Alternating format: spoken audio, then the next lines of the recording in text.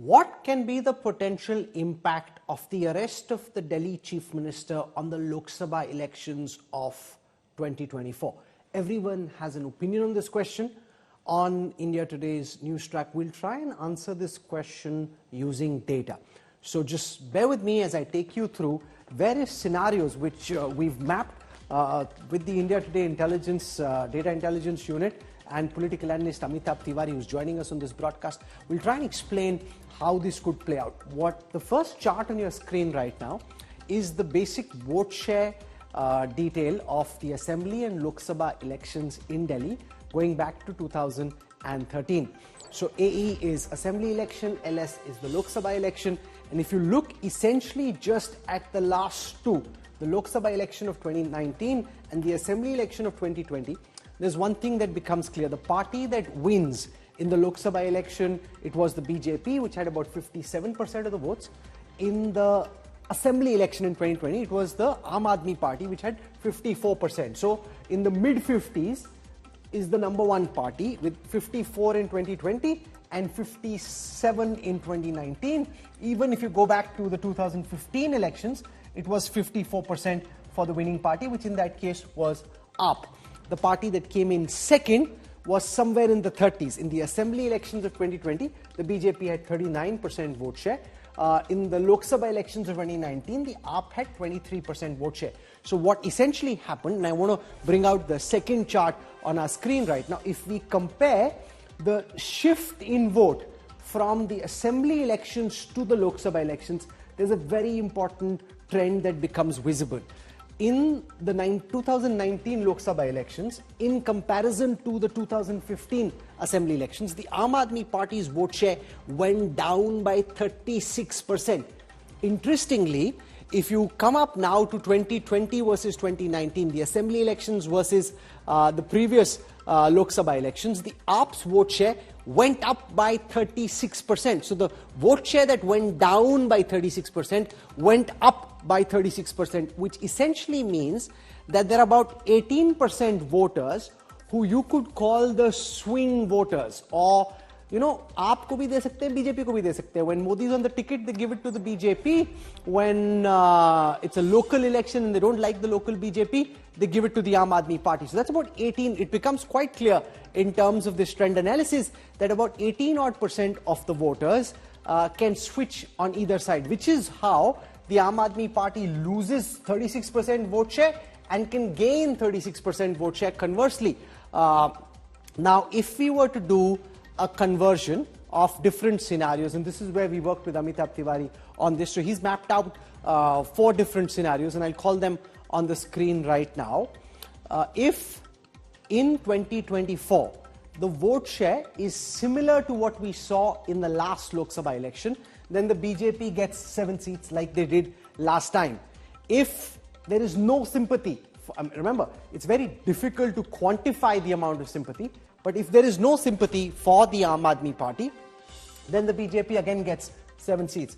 If about 1/3 of the swing voters, that is 6% of that 18, swing away from the BJP to the Aam Aadmi Party, then Delhi's scoreline becomes 5-2. 5 for the BJP, 2 for the Aam Aadmi Party. Remember the political stock exchange that we did last week with Yashwant Deshmukh, and Yashwant is with us on the broadcast as well.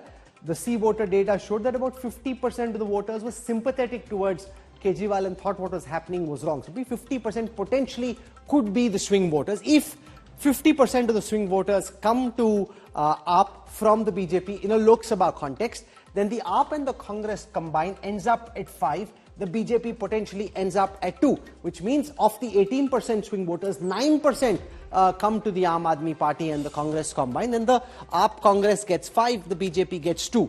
If the AAP gets 2/3 of the swing voters, then that's 12 out of 18. Then AAP and the Congress get 7 and the BJP gets 0. So those are different scenarios which emerge basis the level of sympathy people feel for Arvind Kejriwal, if they feel sympathy at all.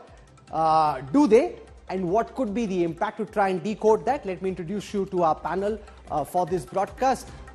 from the ruling Bharatiya Janata Party at the centre. It's national spokesperson, member of the Rajya Sabha, Dr. Sudhanshu Trivedi. Representing the Aam Aadmi Party, its national chief spokesperson, Jasmine Shah. We've got Ashutosh, who's been with the Aam Aadmi Party, now a political analyst, author.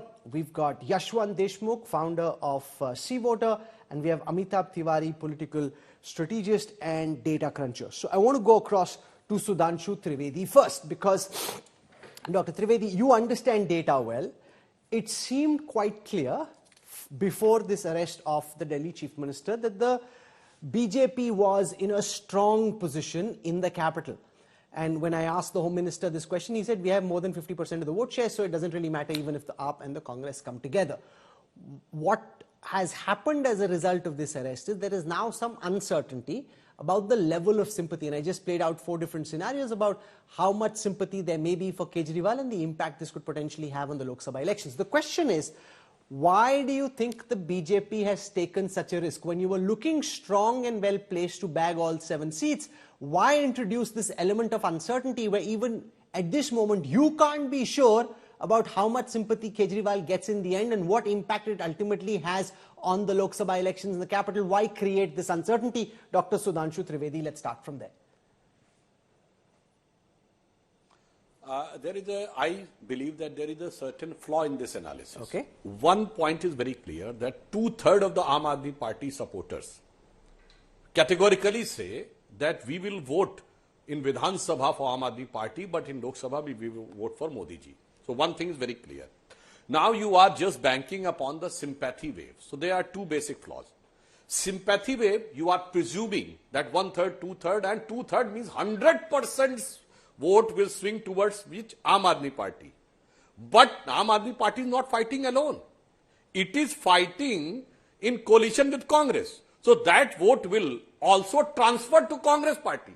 I think it is too presumptuous.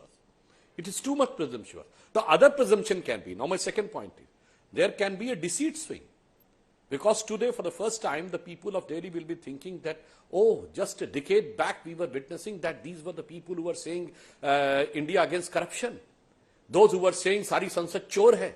Those who were taking the pledge that they will uproot the corruption of the Congress. Now they are joining hand with the Congress, and they would have never imagined that those who have claimed that the moment allegation is there, the person has to resign. Now they are working from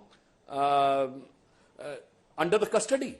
He has gone one step ahead than Lalu Prasad Yadav, even more than Hemant Soren. So there can be a swing, which you are saying the so-called sympathy.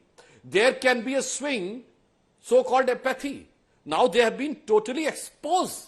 For the first time, Aam Aadmi Party is going election when they are shoulder in shoulder with Lalu Prasad Yadav, with Mulayam Singh Yadav's party, with Congress party, the DMK parties, those who have gone in jail much before BJP came into power. ये मुलायम सिंह मायावती जी पे case कब हुए थे? ये Karunanidhi jail कब गए थे? ये बताइए कांग्रेस के नेताओं के ऊपर from the time of PV Narasimha Rao and Rajiv Gandhi is coming. So I think if you want to analyze, have a proper 360-degree analysis, not just one analysis that is presumptuously basing on the base that only Aam Aadmi Party gets sympathy and the other way around cannot be possible.